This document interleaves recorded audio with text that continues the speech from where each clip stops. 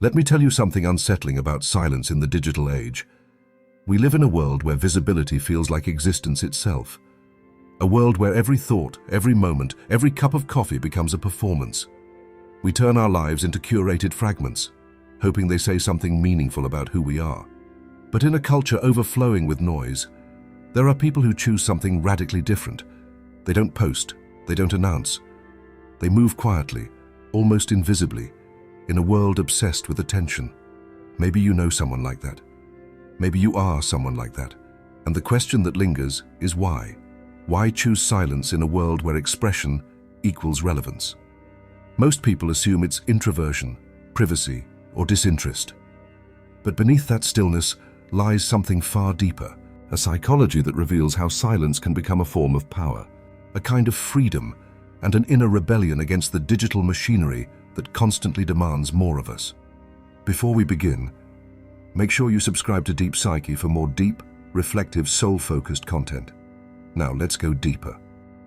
In a culture built on oversharing, silence becomes an act of resistance. It isn't the absence of voice, it's the presence of control. When someone chooses not to post, they take ownership of their reality. Social media trains us to measure our worth through visibility, to translate meaning into likes and metrics. Every post becomes a quiet negotiation with identity. This is who I am. Do you approve? But those who refuse to participate reclaim something essential. They define themselves without needing reflection from others.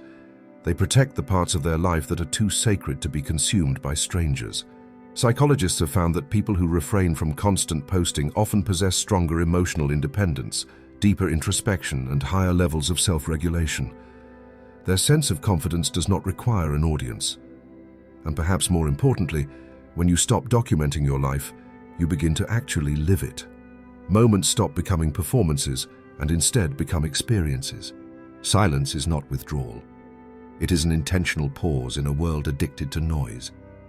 It is the refusal to turn existence into a constant show. And here is where the paradox emerges.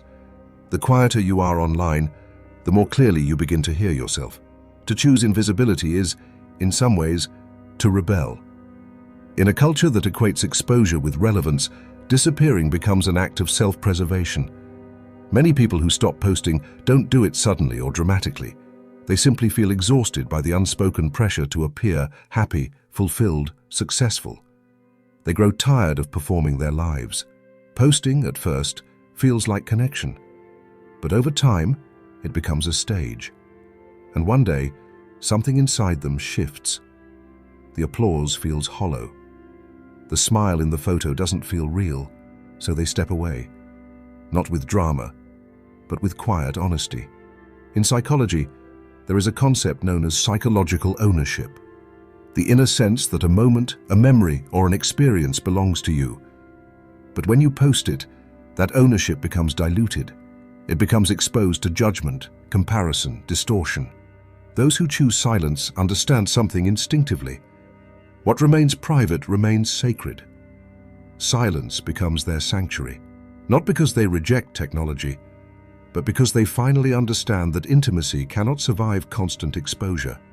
Not everything meaningful is meant for the feed. But silence isn't always peaceful. For some, it comes from fear of judgment, rejection, or not fitting into the narrative that social media silently demands. Psychologists call this self-presentational pressure, the feeling of being watched, even when you are simply living. Every post becomes a calculated act. Every expression becomes editing. This pressure shapes identity without anyone noticing. It breeds perfectionism, anxiety, and a fractured sense of self. That's why some people walk away. Not because they don't care, but because they care too deeply.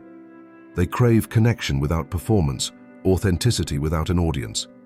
Ironically, the people who seem silent online often have the loudest inner worlds. They are observers, thinkers, feelers. Their silence is not absence. It is depth. It is presence. It is the understanding that not all transformation, growth, or pain is meant to be displayed. Some experiences must unfold privately to remain real.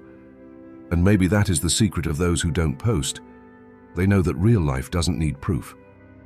Before we continue, if this message is helping you see social media and yourself differently, consider sharing it with someone who might need to hear this. And if you'd like to support more deep, reflective content like this, you can click the thanks button below. Your support truly makes a difference. Now, let's go even deeper.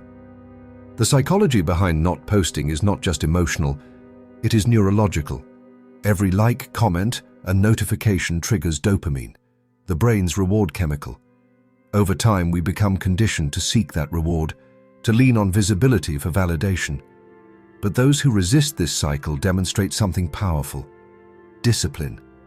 They develop what psychologists call an internal locus of control, the belief that worth comes from within, not from the reactions of others. By choosing silence, they detox from the dopamine economy. Studies show that people who limit their social media activity often experience greater emotional stability, deeper self-acceptance, and a more grounded sense of identity. Without the constant feedback loop, they rediscover life in its raw, unfiltered form. Colors feel richer, time feels slower, conversations feel deeper, because when you stop thinking in captions, you start thinking in presence. When someone steps away from posting, they don't find loneliness. They find clarity. They begin to notice who remembers them without updates, who checks in without reminders, who cares without needing digital breadcrumbs. Connection becomes genuine again. Privacy becomes intimacy. Solitude becomes clarity. And life, once curated and cropped, expands beyond the frame. This does not mean they are rejecting the world. It means they are returning to it. They have learned to protect the sacredness of their experience. They have learned to be alive without constantly proving it. And maybe that is what we all long for: to be enough, even when unseen, to be whole, even when quiet, to be real, even without an audience. Because in a culture obsessed with performance, silence is not emptiness. Silence is truth. Silence is power. Silence is the soul choosing itself again. And if this message awakened something in you, if it made you pause, breathe, and see yourself with a little more clarity, then don't let it stop here. Like the video, if it touched your mind. Share it with someone whose soul might need this reminder. And subscribe to Deep Psyche to keep traveling deeper into the parts of yourself the world often overlooks.